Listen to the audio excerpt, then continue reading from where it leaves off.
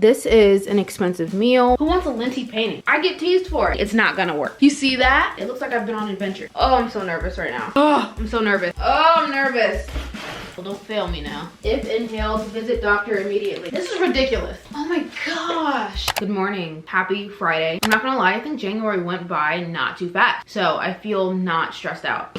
Hey, my name's Kirsten. I'm the artist of this channel, Kirsten Arts. If you are someone that is inspired by art, likes my art, or just wants to watch content about art, especially black art, come subscribe to my channel. So far I've done 2 paintings this year. I've done the self-portrait, and then I also did my little, I guess more of a study of the guy sitting down reading. So that was fun. I have this painting here that I want to gesso the back of it because I want to sign the back of it. This is an expensive meal. This painting took me quite a long time actually. This is like, I love this painting so much, especially these pickles. Don't get me started. Don't get me started on the chicken nugget or the fries. But I want to varnish this painting just to like bring out those colors again. Here's the problem. I don't got no varnish. What I can do though is actually gesso the back. If you ever tried to sign the back of a canvas, okay, it doesn't work. It doesn't work. I mean, it works, but it doesn't work. If you're doing it with like paint marker or Sharpie or something, it's not gonna work because the back of a canvas is not finished or gessoed. Hi, so it's me while editing from the future. I want to clarify, it does work, it just doesn't work in the way that I want it to. Like, it goes on there grainy, like it doesn't go on there really thick and really heavy and really clear. It looks like it's going to bleed throughout like the sides. It's not like, it's dull and it's grainy and it's not like bold enough. So gessoing it will just help it be more bold. Okay, back to the video. This is what the back of a canvas looks like if you are unfamiliar. It's just kind of this tan color, but when you buy a canvas from the store, it's usually this white color, right? It's kind of smoother than what this is. This feels like fabric almost like. It's canvas material. If I were to go and just like use a Sharpie and write my name on the back of this canvas, it does not pick up the Sharpie for whatever reason, and I don't like that. And I want it to look like, oh, this girl signed the back of her canvas with care, you know what I mean? So I was like, I want to like, it probably has to be gessoed, you know? Like it probably has to have like some type of something on top of it so that the Sharpie will stay, you know what I'm saying? But I didn't want to put white gesso on the back of the canvas, you know what I mean? So I was like, do they sell clear gesso? Good news, Liquitex makes quite literally clear gesso. I didn't know this was a thing. It's so fun as an artist finding out that there's things for your every need. Like I was like, they probably don't make clear gesso. Like, did someone ever invent clear gesso? That probably sounds so stupid, but I didn't know. So I was like, oh, they do have clear gesso and it's not like crazy expensive. So bought myself some clear gesso and I'm going to gesso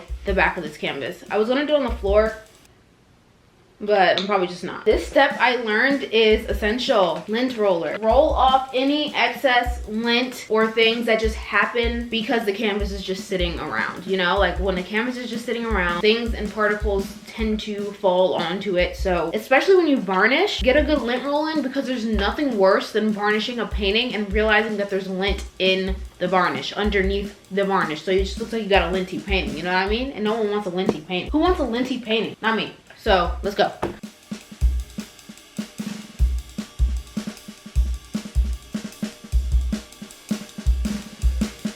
Now, gesso. This also kind of takes a long time to dry for whatever reason. Yeah, leave to dry for at least 24 hours. Wait, I never read the directions on this. Hold on, give me a second. Use undiluted or thin with up to 20% water. Okay, apply to support. Sand non-porous shiny surfaces first and leave to dry for at least 24 hours. That just means let's just put it on there. Imagine I just destroy this entire painting. I would quite literally fall on my floor and rock back and forth. I probably did not need that much. I did not know it was 24 hours. And the hardest part about this is that I can't see. Like I don't know if I got every spot, you know?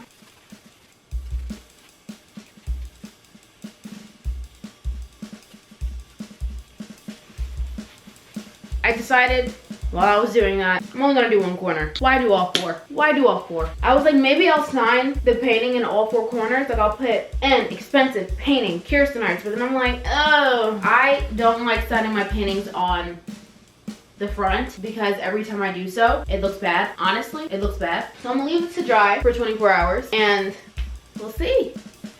Oh my gosh, I love the smell. Probably not good to inhale, actually. If inhaled, visit doctor immediately. I'm just kidding. I have a couple more that I want to do. Might as well. The brush is already covered in gesso, so let's go. Let's do it. I'm trying to get a ridiculous angle right now. Here's another painting I want to varnish. Well, not varnish, but like gesso the back.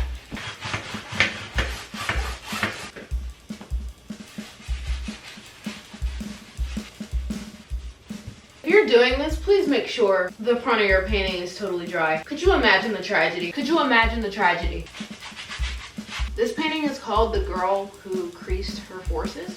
As you can see, she's squatting and creasing her forces. And it's me. It is me. Yeah, I'm touching the wet gesso right now. That's annoying. As you can see, her air forces or whatever I tried to paint are creased. And I tried to make them a little bit bigger and emphasized so it is a little bit like lopsided. Why is it called The Girl That Creased Her Forces? Thanks for asking. Because my forces are creased. My air forces are creased.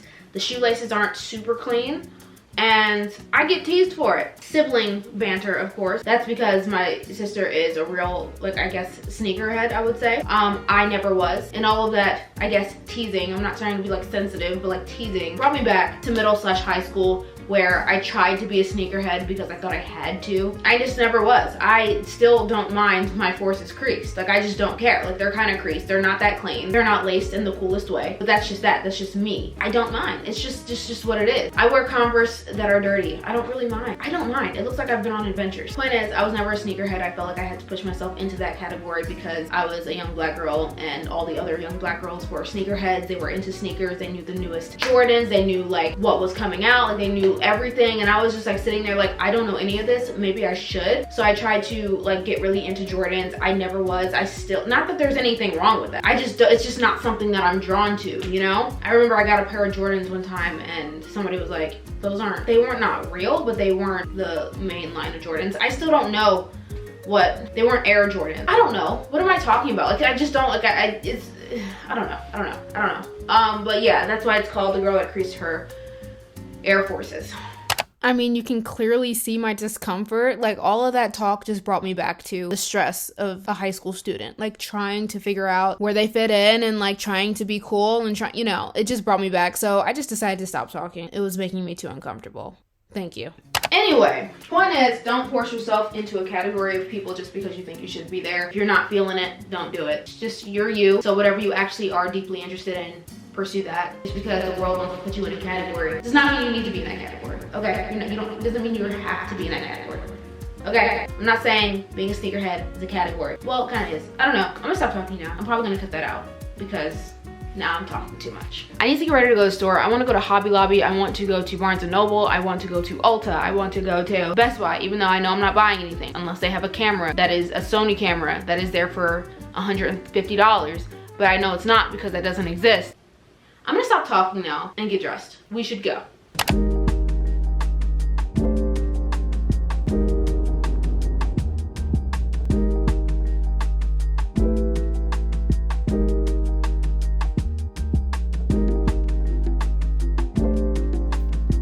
If you know my obsession, you know my obsession. Not many people do.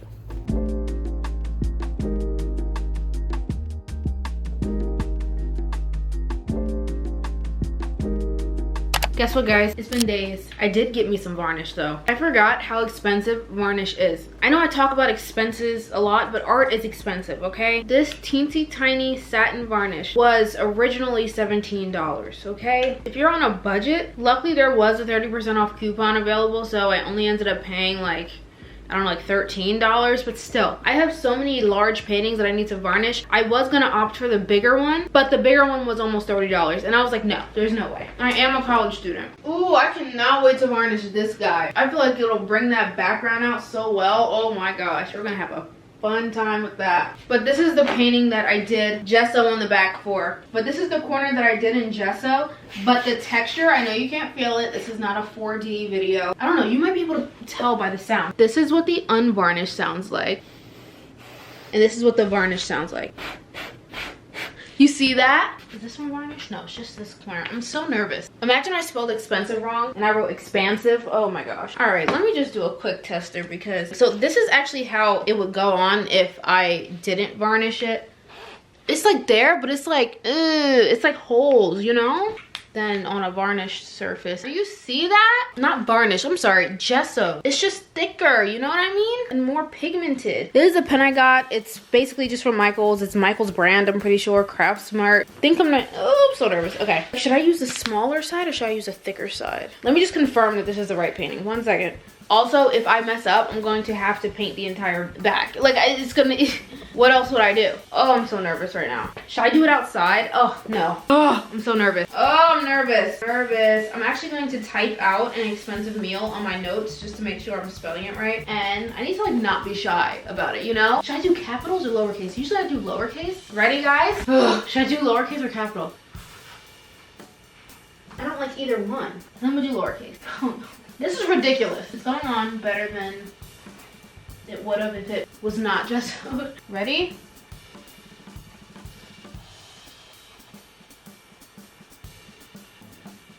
Come on, Meal, don't fail me now. All right, let me not get marker happy. That was actually so much more stressful than it had to be. Way too stressful. Like, I don't know if I want to do this for all of my paintings. But it looks fine. It looks fine. It looks absolutely fine. We'll varnish it another day. That was like a lot. So now it is titled, and it shall be varnished one of these days. It shall.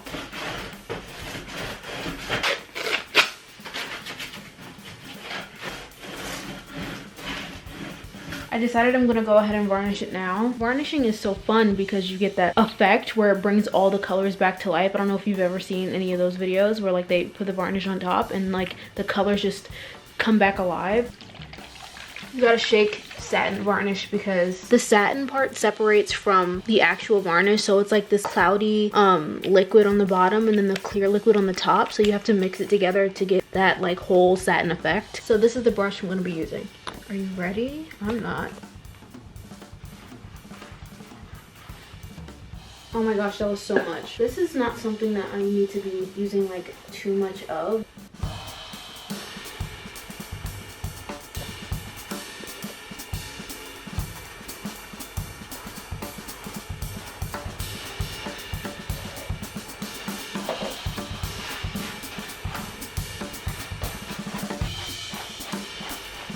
Here we go. Oh my gosh. Did you see that? I don't even know how I did that. I can't even see it. Wait, it did it the first time. Hold on. I don't know. I'm gonna have to replay that. Here we go.